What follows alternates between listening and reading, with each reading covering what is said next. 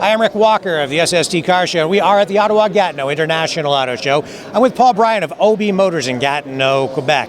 And you guys have, I don't know if it's one of the top two cars here today. And I'm not going to say which one is number one. Okay. I'll tell you which one is my personal favorite. It's this one right here, great. the Pagani. Good to hear, Rick. Pagani Huarya. And this vehicle, top speed, 430 some kilometers an hour. Is that about right? Yeah, you got it. 230 miles an hour. 0 to 60 time is in that 3 seconds.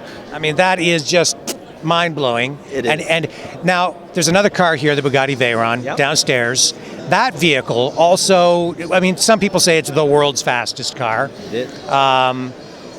But this thing, I think, can take it in the corners, and that's because of the way they use the air flowing under and over the vehicle. Tell us about how this car takes advantage of that. Yeah, the active aerodynamics is something that was added to this car. Horacio Pagani built this car not necessarily to be the fastest car, but to also be very aesthetically pleasing. So the artistic end of this vehicle is through the roof. Everything's handmade, done with a purpose. The active aerodynamics on the car do help, obviously, in braking and downforce in corners and so on, but it's also very aesthetically pleasing. To look at, it's something else. Yeah. I mean, the Bugatti has about 1,001 horsepower, I think. This about 730. Yeah. Okay, exactly. so, and the engine built by? AMG, specifically for Pagani. One engine built by one guy, is that right? Yes, that is the AMG basis.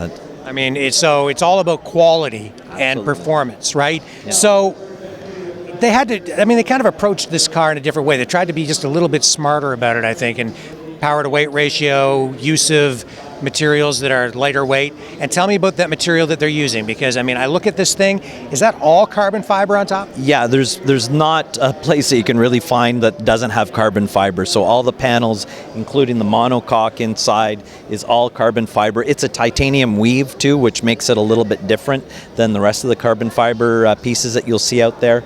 Titanium used throughout the construction of the car, so it is very leading edge.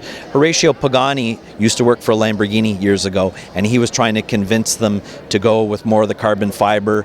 Lamborghini said, well, no, Ferrari doesn't have it, we don't need it. He decided to buy a machine to do more carbon fiber and branch out on his own, so that's where he went, and hence you see this vehicle built completely in carbon fiber.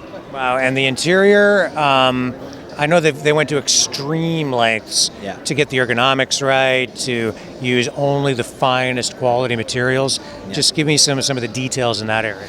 Well, the interior is very much designed to be aesthetically pleasing again. So there's the top quality leathers in there. There's a suitcase set that comes with the vehicle. It's valued somewhere in that $25,000 range.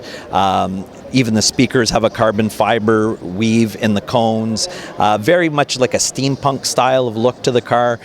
Completely different than what you'd see in an everyday vehicle. So it's just really styling, you know? Yeah, I wasn't able to kind of put my finger or peg that styling, but I think you nailed it with steampunk. I think so, yeah, that very much that steampunk style. Love that dashboard. It's insane. And, you know, it kind of reminds me in some ways of the old, like, Thunderbirds, you know, from like the 60s and late 50s, that going for that space age look, right? Yeah, the big gauges with the chrome around it and stuff. It's very much so like a retro look to it too. Yeah. So, what other stats can you give me on the car? Because I think we need to still know about the price, and are there any other numbers you can throw at me? Well, this is number 89 of 100, so there's 100 cars made worldwide. This is the only one in Canada, and from what we were told, there are going to be no other Canadian models brought in. So production is pretty much done of the Huaryra.